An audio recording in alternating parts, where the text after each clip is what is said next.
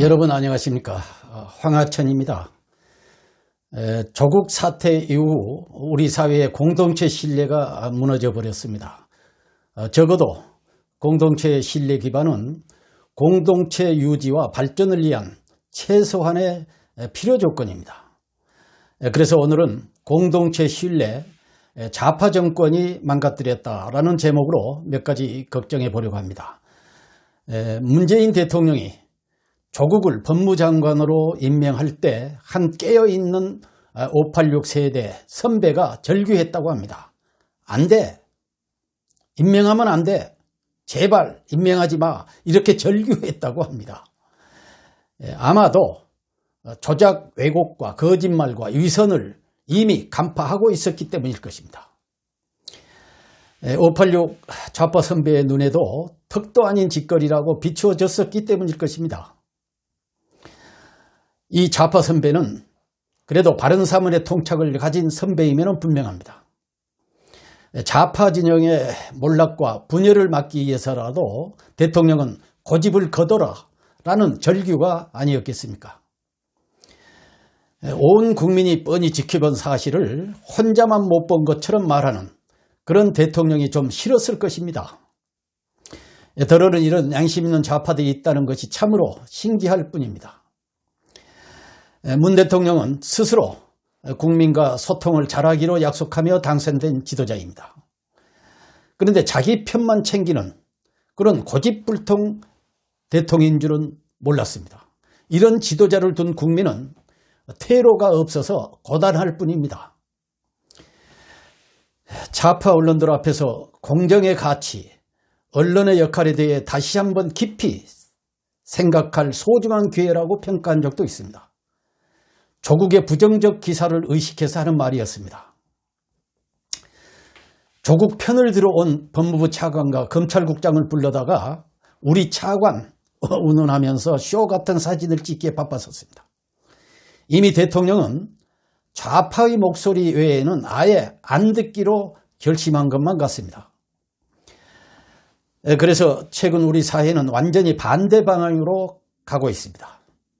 국가 공동체가 두 진영으로 쪼개져 심각한 신뢰 위기에 빠져버리고 말았습니다. 문 대통령의 머릿속은 성벽같이 견고해서 다른 의견이 비집고 들어갈 틈이 없어 보입니다.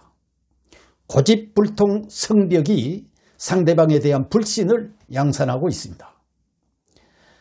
그 어느 때보다 사생결단의 벼랑 끝에서 좌우가 충돌만 계속하고 있습니다. 공동체에서는 상대방에 대한 기본적인 신뢰가 있으면 아무리 의견 차이가 크고 갈등이 깊어도 꼬인 실타래를 풀어갈 여지가 생깁니다.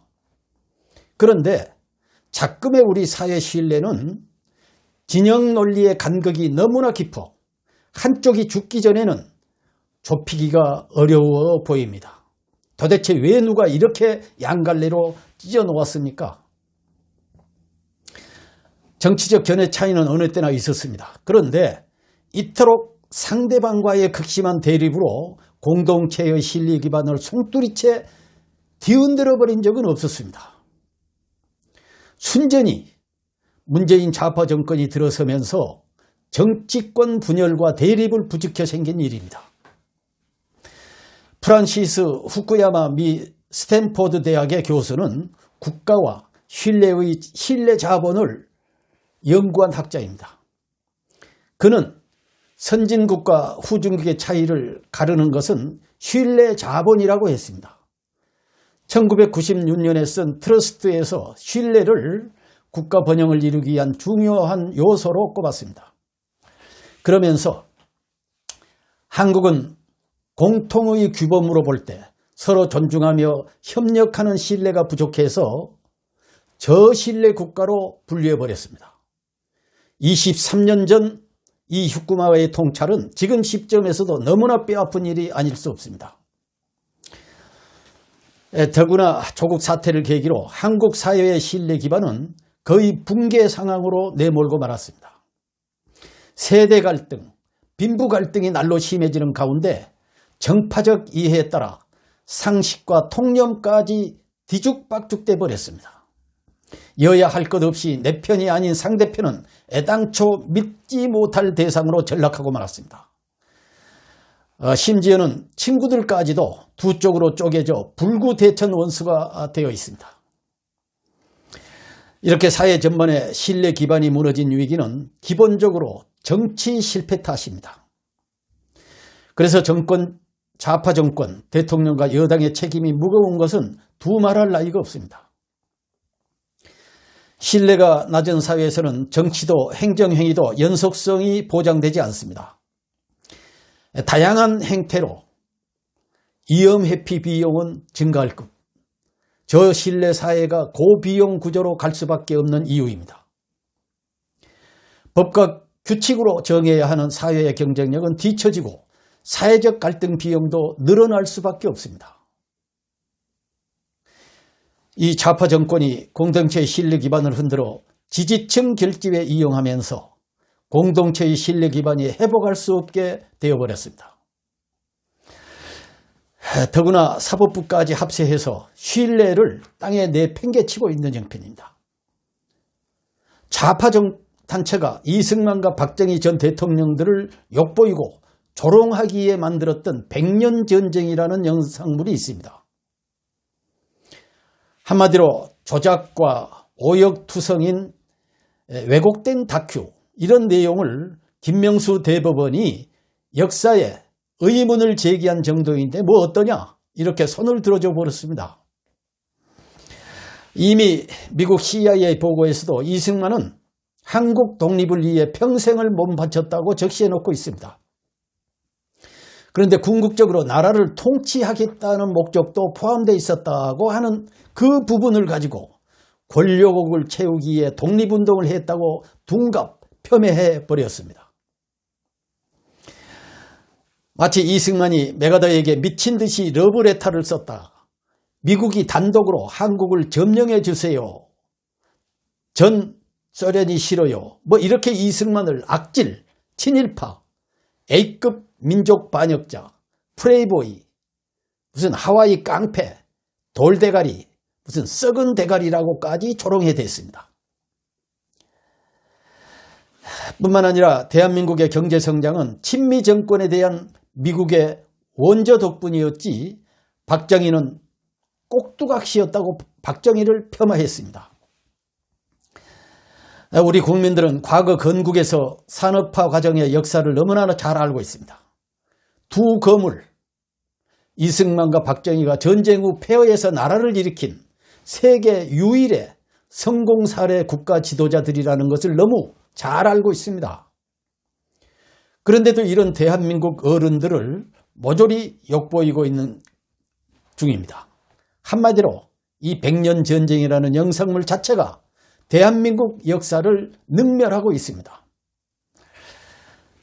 이인호 서울대 명예교수 말대로라면 이들의 100년 전쟁은 대한민국에 대한 선전포고라고 했습니다. 대법원은 이번 판결로 이와 유사하게 특정 인물을 프레이보이, 깡패, 돌대가리, 썩은 대가리라고 매도해도 괜찮다는 그런 그런 재판을 판결로 내놓고 있습니다. 사실이 아닌데도 조작하고 왜곡된 역사라도 괜찮다는 이런 길을 터준 것입니다. 오류를 범한 것입니다. 앞으로 김대중, 노무현, 문재인 대통령에 대한 폄하, 조작 영상물을 만든다 해도 괜찮다는 길을 터준 것입니다. 이번 판결은 현 정권이 임명한 대법관들이 주도한 판결이었기 때문에 사법부의 신뢰에 스스로 똥바가지를 뒤집어 쓴 것이나 다름없습니다. 이쯤 되면 이건 나라가 아닙니다. 공동체의 신뢰를 무너뜨려도 유문수입니다. 이렇게 된 것은 순전히 문재인 정권이 입법부를 시녀로 만들고 사법부를 하수인으로 만들어 삼권 분립을 무너뜨린 결과라 봐야 할 것입니다. 이 무너진 공동체 신뢰 기반을 회복해내는 방법은 오직 한 길밖에 없습니다. 좌파 정권을 끌어내리고 자유우파로의 정권 교체밖에 길이 없습니다. 한 개인이든 국가 사회 공동체이든 간에 신뢰를 잃으면 민심이 흉흉해지고 살기가 각박해집니다. 요즘 우리 사회 공동체의 위선과 조작으로 불신만 횡행하여주고 있습니다. 민심이 흉흉해졌습니다. 이 문재인 좌파 정권이 들어선 후 막장 드라마처럼 신뢰가 깨지고 말았습니다. 이 모든 책임은 문재인 좌파 정권과 정치가 망가뜨렸습니다. 공동체 신뢰를 깨뜨리고 국민을 두 쪽으로 편가르게 한 것도 좌파 정권이었습니다. 세계 중심국가 빛나던 자유민주주의 대한민국을 좌파 정권이 망가뜨렸습니다. 오늘은 여기까지 모시겠습니다. 다음 시간에 뵙겠습니다. 여러분 감사합니다.